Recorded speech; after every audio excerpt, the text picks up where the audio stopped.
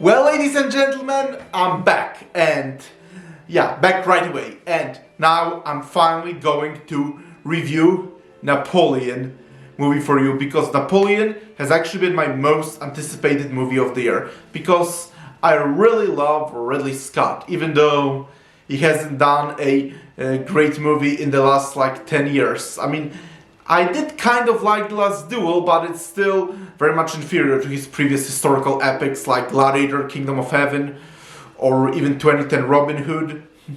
And also, I do love Alien and Blade Runner too, so yeah, even though he hasn't done a great movie in the last 10 years, overall, based on his history, I do love Ridley Scott. And you probably already know, Kingdom of Heaven, the director Scott, and Gladiator are both some of my favorite movies of all time, and they both got a you should be watching treatment. And because Napoleon Bonaparte is one of my favorite historical figures, and he's very much loved in Poland, and he's even in our national anthem.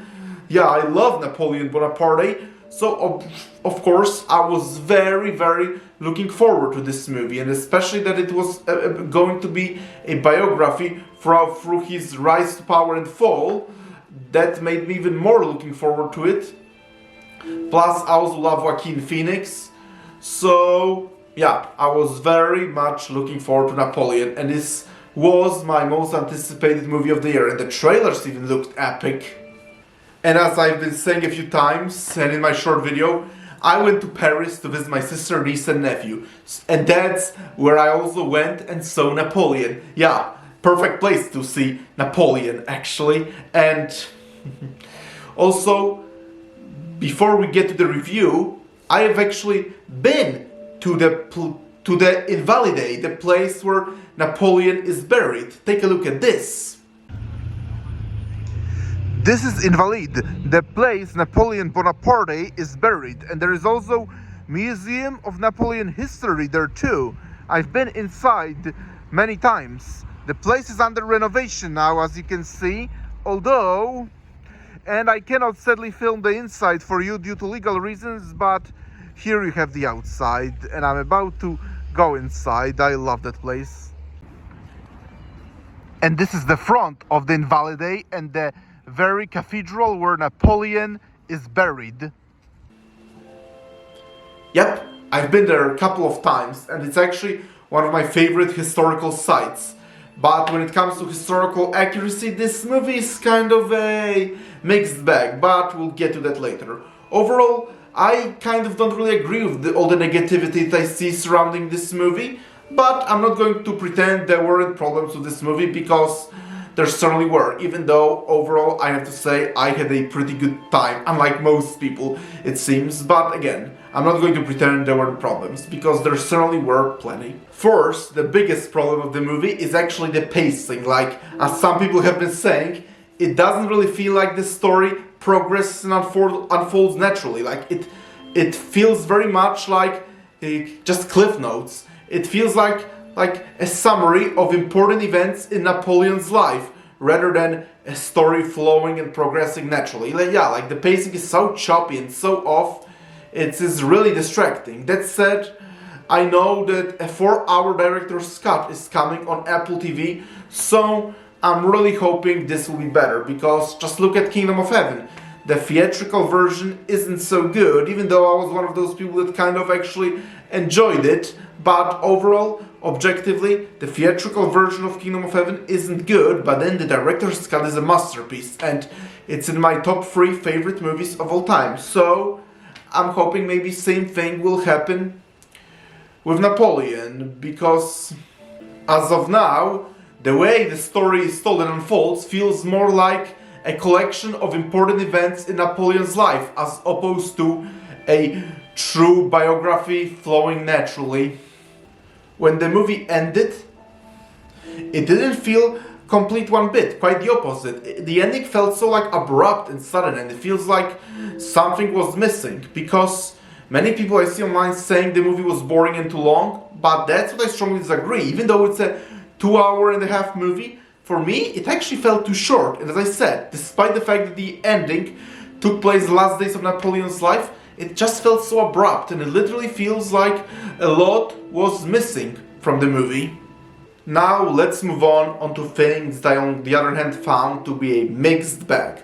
Like, because the movie focuses on two parts of Napoleon's life, his relationship with Empress Josephine and his life as an inspiring leader and general. And well, I actually did like his relationship with Josephine. Lots of people seem to hate it, but I didn't mind it, and I thought that it showed flaws in a complex man, and I actually thought the relationship was pretty well done, and how it didn't really blame either one for the failures in their relationship. Quite the opposite. It showed how Josephine was very much Napoleon's weakness, and how he was very much in love with her, which also resulted in him doing some immoral things to her, and also resulted in the relationship being fractured later. I actually thought the relationship dynamic was interesting and well done, but also I do wish that we got a lot more focus on Napoleon as a general and leader and later the emperor, because in all honesty, I don't feel there was much focus on that. But I'm also hoping that maybe the 4-hour director's cut, that those are the parts that were cut, and that the 4-hour director's cut will focus a lot more on Napoleon as a leader, conqueror and general. Fingers crossed that's the case. Let's now go on to another mixed bag, which are the performances. First, let's make it clear. For me, Vanessa Kirby as Josephine was phenomenal. Vanessa Kirby was simply killing it as Josephine. But then, Joaquin Phoenix as Napoleon, that was more of a mixed bag for me. I think Joaquin Phoenix is a phenomenal actor, and honestly, in his younger years, especially in the days of Gladiator, in his younger years, I think he'd be a phenomenal Napoleon. But now I honestly feel what some people have said. He is a middle-aged man, and it does get distracting because in the very beginning of the movie, when Napoleon is like in his very early 20s, and it's quite obvious that Joaquin Phoenix, who plays him, is a lot older than that, and it does get distracting. Especially that Joaquin Phoenix is actually like 14 years older than Vanessa Kirby, when Napoleon was actually 7 years younger than Josephine, and Joaquin Phoenix being very clearly older than Vanessa Kirby is also very clear, and it can get distracting too, actually. But I guess I can suspend my disbelief here, even though, as I said, the middle-aged Joaquin Phoenix is very distracting as the young Napoleon in his younger years. And the final thing that has been talked about quite a lot, and this is something that I'm just rolling because I learned to accept a long time ago, is the accents. That almost every character in this movie has a very British accent, with the exception of Napoleon, who has clearly American accent of Joaquin Phoenix. But this is something I learned to accept long ago, that when it comes to historical epics, Ridley Scott excels at many things, but he certainly doesn't excel at accents. Like in Kingdom of Heaven, all the European characters, while most of them were French, they also spoke with either American or British accents. And same with Gladiator, who is played by Australian Russell Crowe, who also doesn't have an accent you'd expect from ancient Romans. So yes, when it comes to accents, it's something I learned to accept that Ridley Scott doesn't care about in his historical epics, so that's something that didn't particularly bother me, even though it probably would be more immersive if Napoleon spoke fluent French, but well, as I just said, I can go with that. And now let's move on to positives, because there were actually plenty of positives in this movie, and you probably will hear some people also talking about those things, because even the biggest haters of the movie agree that those are very much positives. Like, for example, let's talk about the simple epic scale of the movie, the cinematography, the visuals. Those are simply fantastic, and the battle scenes are so epic. Yep, I really loved battle scenes in this movie.